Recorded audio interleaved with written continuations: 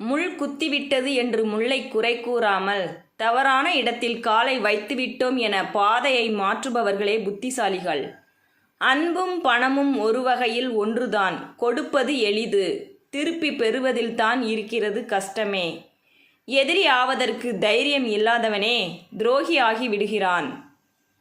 வாழ்க்கையில் தோல்வி மட்டும் தொடர்ந்து வந்தால் தோற்று கொண்டிருக்கிறோம் என்று அர்த்தம் இல்லை, தோல்வியை தாண்டி சென்று கொண்டிருக்கிறோம் என்று அர்த்தம்.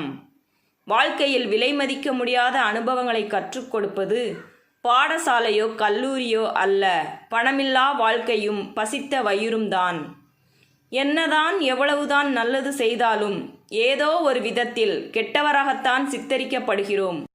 இதுதான் என் குணம், நான் இப்படிதான் என்று மார்த்தட்டி கொள்வது பெரிதல்ல. உன்னுடைய குணத்தால் மற்றவர்களை காயப்படுத்தாமல் நீ எதை சம்பாதித்தாய் என்பதுதான் முக்கியம்.